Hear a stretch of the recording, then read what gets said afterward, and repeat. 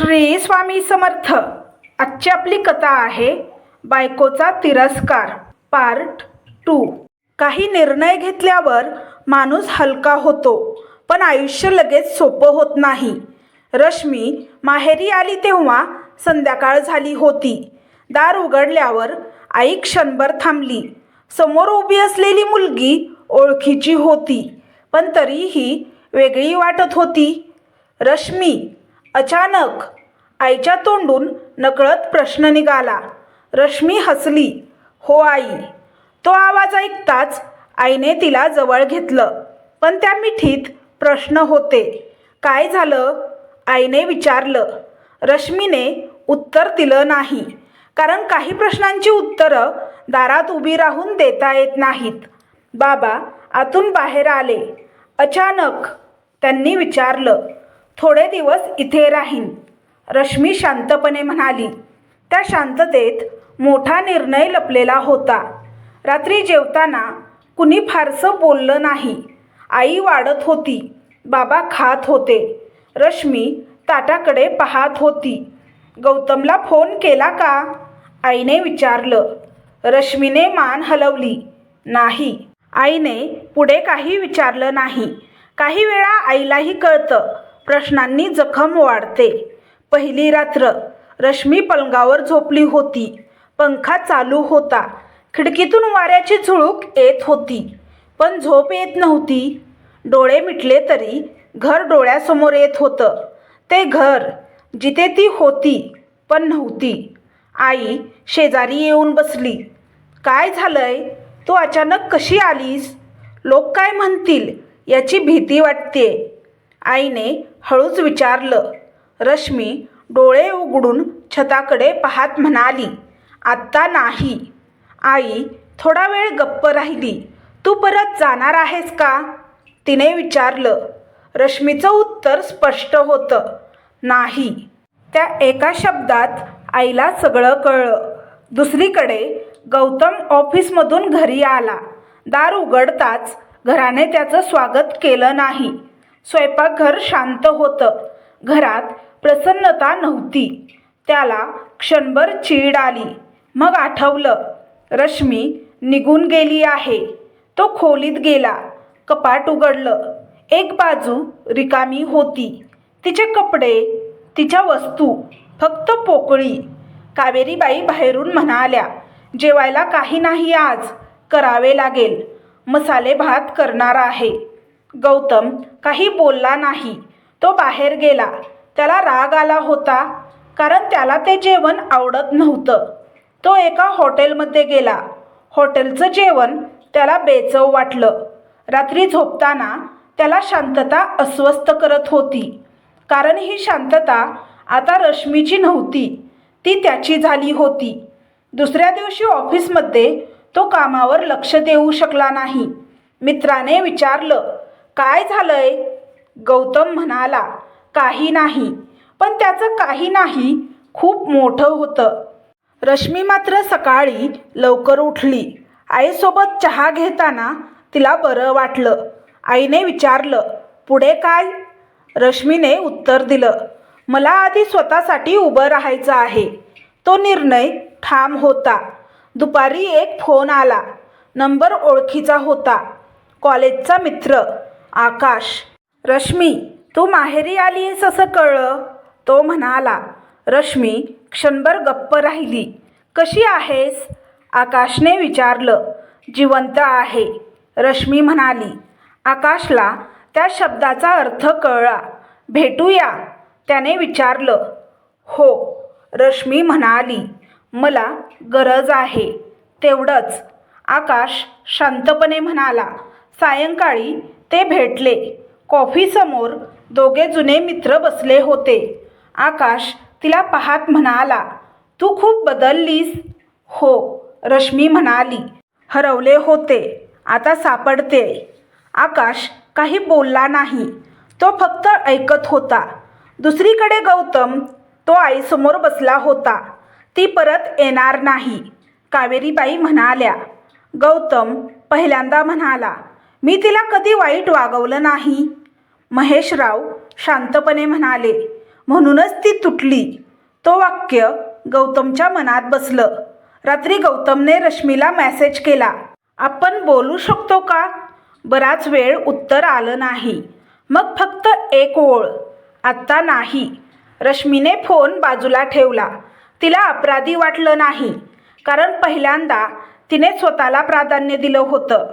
त्या रात्री रश्मीला झोप लागली खूप दिवसांनी, आणि गौतम खूप दिवसांनी जागाच राहिला. कधी कधी नातं तुटल्यावरच दोघांना वेगवेगळ्या दिशांनी जगायला शिकावं लागतं. समाजाला सत्य नको असतं, त्याला फक्त निर्णय घ्यायचा असतो. रश्मी माहेरी राहायला आली तेव्हा पहिल्या आठवड्यात घर शांत होतं. दुसऱ्या आठवड्यात प्रश्न सुरू झाले आणि तिसऱ्या आठवड्यात निर्णय. ते निर्णय कुणी विचारून घेतले नव्हते. ते आले, बसले आणि सगळीकडे पसरले.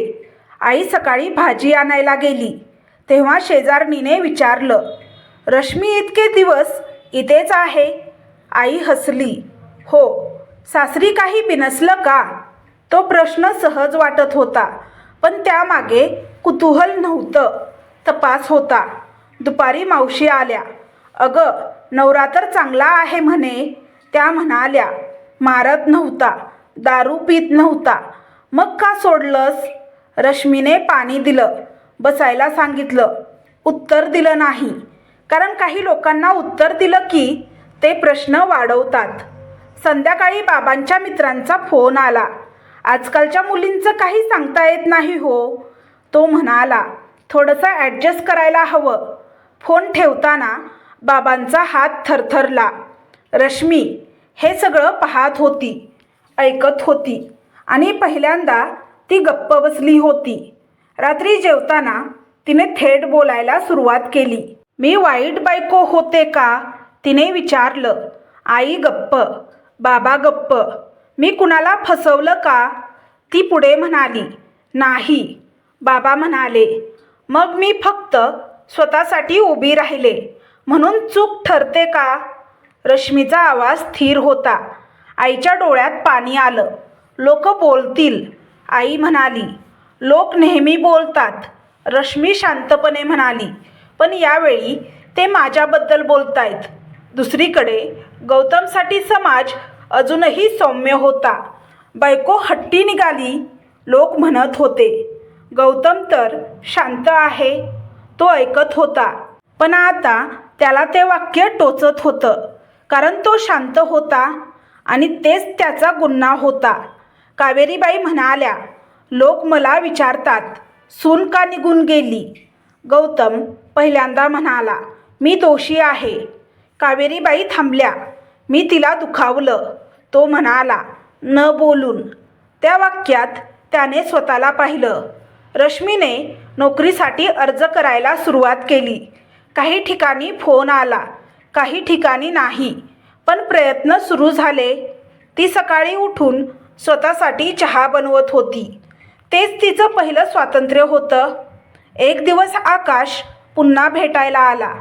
लोक तुझ्याबद्दल बोलत आहेत, त्याने म्हटलं. मला फरक पडत नाही, रश्मी म्हणाली. आकाश थोडा वेळ गप्प राहिला. मग म्हणाला, मला काही सांगायचं आहे. रश्मीने मान हलवली. कॉलेजमध्ये असताना मी तुला पसंत करत होतो, आकाश म्हणाला, पण सांगितलं नाही. रश्मी ऐकत होती. तुझं लग्न झालं तेव्हा मी मागे हटलो, तो म्हणाला, कारण ते योग्य वाटलं. तो थांबला. आता तू इथे आहेस म्हणून मी आलो, तो पुढे म्हणाला. तुला वाचवायला नाही, फक्त सांगायला, माझ्या मनात पश्चाताप राहू नये म्हणून.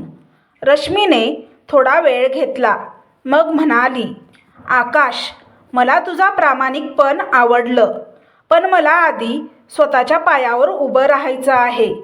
आकाश हसला. मी वाट पाहीन, तो म्हणाला, कारण मला तुझी गरज नाही, मला तुझं आयुष्य हवंय. त्या वाक्याने रश्मीच्या डोळ्यात पाणी आलं. त्या दिवशी रश्मीला पहिल्यांदा मीही कुणाला आवडू शकते असं वाटलं. गौतमने पुन्हा एकदा मेसेज केला. माफी मागायची आहे. रश्मीने वाचला. फोन खाली ठेवला. उत्तर दिलं नाही. माफी ऐकण्याआधी तिला स्वतःला सावरायचं होतं. रात्री बाबांनी तिला विचारलं, घाबरतेस का? रश्मी म्हणाली, नाही, मी शिकते. काय? बाबांनी विचारलं. एकटी उभी राहायला. ती म्हणाली. त्या रात्री गौतम खूप वेळ जागा होता. त्याला जाणवत होतं समाजाने त्याला अजूनही माफ केलंय, पण त्याने स्वतःला नाही. समाज प्रश्न विचारतो, पण उत्तर माणसालाच शोधावं लागतं. काही चुका केल्यावर माणूस बदलत नाही. तो आधी तुटतो आणि त्या तुटण्यातूनच जाणीव जन्माला येते. गौतमच्या आयुष्यात रश्मी निघून गेल्यानंतर घर अजूनही तसंच होतं. भिंती, फर्निचर, खिडक्या. पण वेळ बदलली होती. सकाळी उठल्यावर त्याला चहाचा कप सापडायचा नाही. डबे भरलेले नसत. कपाट उघडल्यावर एक बाजू कायम रिकामी दिसायची. तो सगळं स्वतः करत होता आणि त्याच वेळी पहिल्यांदा लक्ष देत होता. कावेरीबाई एक दिवस म्हणाल्या, रश्मी असती तर. वाक्य पूर्ण झालं नाही, पण गौतमच्या मनात पहिल्यांदा प्रश्न उभा राहिला. ती असती तर मी तिला पाहिलं असतं का? तिच्यासोबत गप्पा मारल्या असत्या का? ऑफिसमध्ये काम वाढलं होतं, पण गौतम लक्ष देऊ शकत नव्हता. मित्र म्हणाले, तू बदललास. तो हसला. त्यांना काय सांगणार? तो पहिल्यांदा विचार करू लागला होता. एक संध्याकाळ तो रश्मीच्या कपाटाकडे गेला. तिथे काहीच नव्हतं, पण तरीही तिथे तिचं असणं जाणवत होतं. तो खुर्चीवर बसला आणि स्वतःशी म्हणाला, मी तुला कधी वाईट वागवलं नाही, पण मी तुला कधी बायको म्हणून पाहिलंच नाही. तो पहिल्यांदा स्वतःला दोष देत होता. महेशराव त्याच्याकडे पाहत म्हणाले, तू शांत आहेस म्हणून सगळ्यांना वाटलं तू चांगला आहेस. गौतम खाली पाहत म्हणाला, मी फक्त शांत राहिलो बाबा, प्रेम केलं नाही. ते वाक्य त्याच्या आतून निघालं होतं. दुसरीकडे रश्मीचा दिवस आता वेगळ्या पद्धतीने सुरू होत होता. ती सकाळी उठून स्वतःसाठी वेळ ठरवत होती. नोकरीसाठी कॉल येत होते. काही मुलाखती झाल्या, काही ठिकाणी नकार. पण ती खचली नाही, कारण आता तिचा आधार ती स्वतः होती. एक दिवस तिला कॉल आला, आपली निवड झाली आहे. पलीकडून आवाज आला. रश्मी क्षणभर गप्प राहिली. मग डोळे मिटून म्हणाली, थँक्यू. फोन ठेवल्यावर ती आईकडे पाहून हसली. आईच्या डोळ्यात पाणी आलं. तू स्वतःसाठी उभी राहतेस, आई म्हणाली. आकाश तिच्या आयुष्यात शांतपणे होता. तो रोज फोन करत नव्हता, रोज भेटायला येत नव्हता. तो फक्त विचारायचा, आज कसं वाटतंय? आणि तेवढंच पुरेसं होतं. एक दिवस आकाश म्हणाला, तुला काही हवं असेल तर सांग. रश्मी हसली. आता मला कोणाची गरज नाही, ती म्हणाली. आकाशने मान हलवली. म्हणूनच मी इथे आहे, तो म्हणाला. गौतमने शेवटी रश्मीला भेटायचं ठरवलं. तो तिच्या माहेरी गेला. दार उघडल्यावर रश्मी समोर उभी होती. ती शांत होती, आत्मविश्वासात. गौतम काही क्षण तिला ओळखू शकला नाही. मी माफी मागायला आलोय, तो म्हणाला. रश्मी म्हणाली, बस, मला सगळं कळलं आहे. गौतम पुढे म्हणाला. उशिरा. रश्मीने शांतपणे उत्तर दिलं. मी बदललो आहे, गौतम म्हणाला. रश्मी त्याच्याकडे पाहत म्हणाली, तू बदललास, पण माझं आयुष्य पण आता बदललंय. गौतम गप्प राहिला. मला परत म्हणायचं नाही, तो म्हणाला. फक्त सांगायचं आहे, मी चुकीचा होतो. रश्मीने मान हलवली. हे ऐकायला मला उशिरा मिळालं, ती म्हणाली. आता मी पुढे निघाले. आकाश दाराबाहेर उभा होता. गौतमने त्याला पाहिलं, पण तो काही म्हणाला नाही. गौतम घरी आल्यावर महेशराव म्हणाले, तू माफी मागितलीस, हे चांगलं आहे, पण ती स्वीकारेल अशी अपेक्षा ठेवू नकोस. ते पुढे म्हणाले, गौतमने मान हलवली. त्या रात्री रश्मी खूप वेळ खिडकीत उभी राहिली. तिला वेदना नव्हत्या, तिला शांतता होती. आकाशने विचारलं, ठीक आहेस? हो, रश्मी म्हणाली. पहिल्यांदा, पूर्णपणे. काही जाणीवा उशिरा येतात, पण त्या कायमची दिशा बदलून टाकतात. काही शेवट आवाज करत नाहीत, ते फक्त माणसाला पूर्ण करतात. रश्मीचं आयुष्य आता ठराविक वेळेत चालत होतं. सकाळी लवकर उठणं, ऑफिससाठी तयार होणं, आईसोबत चहा, बाबांसोबत 2 शब्द. हे सगळं साधं होतं, पण तिच्यासाठी नवीन होतं. कारण आता ती कुणासाठी जुळवून घेत नव्हती, ती स्वतःसाठी जगत होती. ऑफिसमध्ये पहिल्या महिन्यातच तिला कामाचं कौतुक मिळालं. तुम्ही खूप शांतपणे काम करता, मॅनेजर म्हणाले. रश्मी हसली. तिला मनात वाटलं, शांतता आता माझी ताकद आहे, कमजोरी नाही. घरी आई तिला पाहून म्हणायची, आता तुझ्या डोळ्यात पूर्वीसारखी भीती नाही.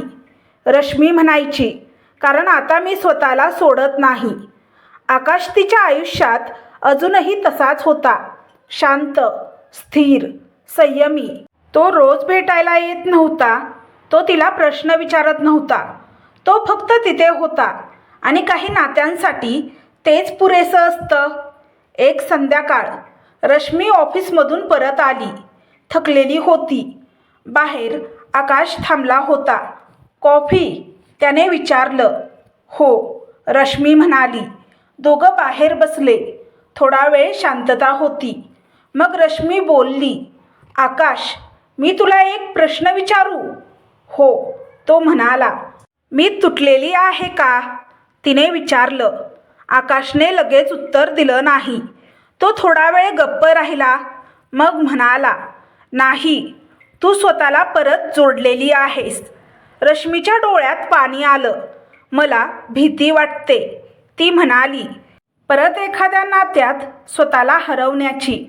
आकाश तिच्याकडे पाहत म्हणाला, म्हणूनच आपण एकमेकांना धरून नाही, शेजारी उभं राहून चालू. त्या शब्दात तिला सुरक्षित वाटलं. दुसरीकडे गौतमचं आयुष्यही बदललं होतं. तो आता घरच्यांसोबतही कमी बोलायचा, जास्त ऐकायचा. आईवडिलांसोबत वेगळ्या पद्धतीने वागायचा. तो कावेरीबाईंना एकदा म्हणाला, मी तिला गमावलं नाही, मी तिला कधी मिळवलंच नव्हतं. त्या वाक्यावर कावेरीबाई खूप वेळ गप्प राहिल्या. एक दिवस गौतमचा फोन आला. रश्मीने उचलला. मी फोन केला, काही अडथळा तर नाही ना? त्याने विचारलं. नाही, रश्मी म्हणाली. तू आता माझ्या आयुष्यात कोणीच नाहीस. गौतम हसला. ते हसू वेदनादायक होतं, पण प्रामाणिक होतं. मला तुझ्या निर्णयाचा सन्मान आहे, तो म्हणाला. आता तू खरंच माझा सन्मान केलास, रश्मी शांतपणे म्हणाली. फोन ठेवला गेला. दोघेही हलके झाले. काही महिने गेले. रश्मी स्थिर झाली, आर्थिकदृष्ट्या, मानसिकदृष्ट्या. तिने स्वतःसाठी छोटं घर पाहायला सुरुवात केली. स्वतःचं आयुष्य स्वतःच्या नावावर उभं केलं. एका रविवारी ती आकाशला म्हणाली, आकाश, आता मी तयार आहे. तो क्षणभर थांबला. कशासाठी? त्याने विचारलं. तुझ्यासोबत आयुष्याचा विचार करायला, रश्मी म्हणाली. आकाशच्या डोळ्यात आनंद होता, पण घाई नव्हती. आपण लग्न करूया, रश्मी म्हणाली. पण अटींवर. सांग, आकाश म्हणाला. मी माझं काम सोडणार नाही, माझी ओळख मी गमावणार नाही. आणि कधी मी परत अदृश्य झाले तर तू मला थांबवशील. आकाश हसला. मी तुला थांबवणार नाही, तो म्हणाला. मी तुझ्यासोबत चालत राहीन. लग्न साधं होतं. कोणताही दिखावा नाही, कोणतंही प्रदर्शन नाही. पण एक गोष्ट स्पष्ट होती, हे लग्न भीतीतून नव्हतं, गरजेतून नव्हतं, ते समतेतून होतं. रश्मीने लग्नाच्या दिवशी आरशात पाहिलं. तोच चेहरा होता, पण डोळे वेगळे होते. ते डोळे आता स्वतःला ओळखत होते. गौतम दूर होता. तो लग्नाला आला नव्हता, पण त्याने शुभेच्छा पाठवल्या होत्या. तू सुखी राहा. रश्मीने मनात उत्तर दिलं, आता मी आहे. काही कथा तुटलेल्या लग्नावर संपत नाहीत, त्या स्वतःला मिळवलेल्या स्त्रीवर संपतात. बायकोचा तिरस्कार ही कथा तिरस्कारावर नाही तर आत्मसन्मानावर संपते. तर तुम्हाला ही कथा कशी वाटली हे कमेंट बॉक्समध्ये कमेंट करून नक्की सांगा. कथा आवडल्यास व्हिडिओला लाईक, शेअर, सबस्क्राईब करा. व्हिडिओला हाईप करा जेणेकरून हा व्हिडिओ जास्त प्रेक्षकांपर्यंत पोहोचेल. व्हिडिओ पाहिल्याबद्दल तुमचे मनापासून धन्यवाद. श्री स्वामी समर्थ.